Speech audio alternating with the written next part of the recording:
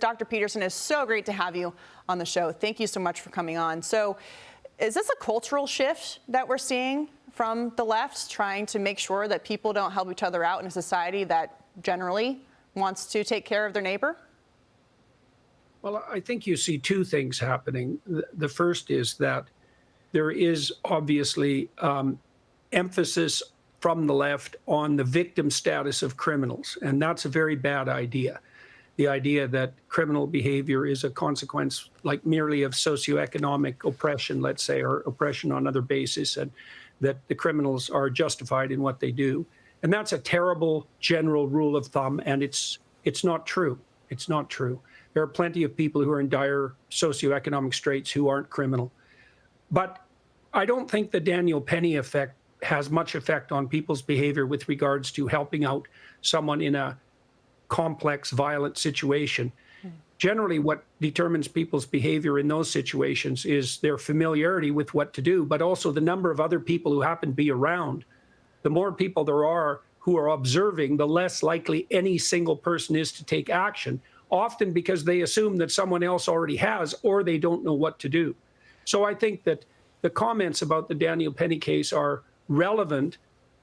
You see the same thing happening with Luigi Mangione, for example. They're relevant with regards to a critique of the left insofar as the left treats criminals as victims, but they're not relevant, I think, in that the Daniel Penny affair will have very little effect in the medium or long term on people's proclivity to help. So let's talk about the left for a second, because you have Manhattan DA Alvin Bragg, who continues to overcharge people like Daniel Penny, who thankfully was acquitted, while undercharging, not charging at all, or letting violent criminals out of jail so they can then go victimize others. But then they say this on Twitter and elsewhere in other media. They say things like, this is from Bragg, New Yorkers rely on public transportation and our transit system, and they should be safe. It should be a safe environment for all Manhattanites. This year, we've continued to prosecute those who jeopardize the safety of its commuters, riders, and workers. So after there's consequences for their policies, they then turn around and say that they're doing everything they can to keep people safe, when it's clearly not true. That seems to me to be perfectly reasonable. That's what happens when you treat criminals like they're victims. Now, the right tends to call for longer jail sentences, and that's not necessarily effective, but probability of being caught is very effective. Criminals are rational actors by and large, and they take risk into effect, as we've seen in California with the waves of shoplifting emerging after the Californian government so foolishly decided that any shoplifting under $1,000 wouldn't be prosecuted. Well, anybody with a criminal bent is going to feel that's a field day. Mm-hmm. So the best thing that governments could do is increase the probability that criminals will actually suffer the consequences of their actions and stop treating them as if they're victims. The victim idea with regards to criminality is unbelievably naive. Most, especially repeat offenders. So it's 1% of criminals commit 65% of the crimes.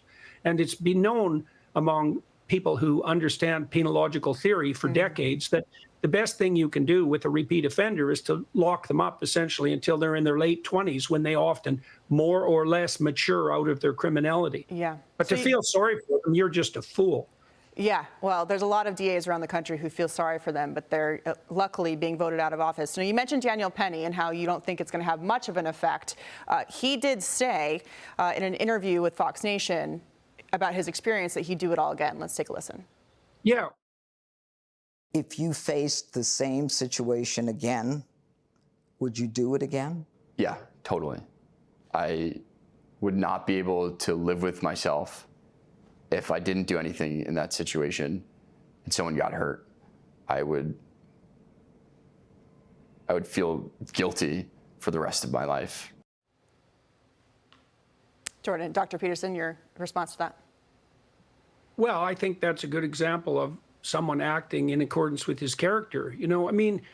If it's dangerous to interfere in a violent situation, and you have to be a bit of a hero to do it. And obviously Penny is in that category, and that's something that's deeply characteristic of him.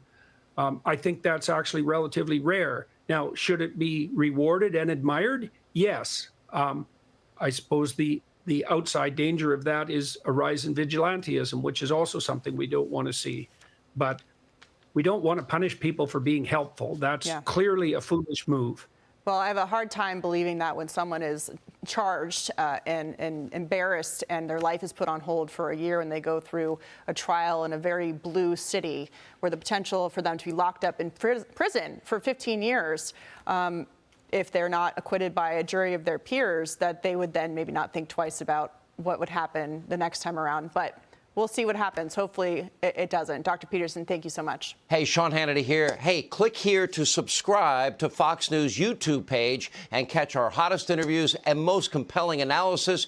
You will not get it anywhere else.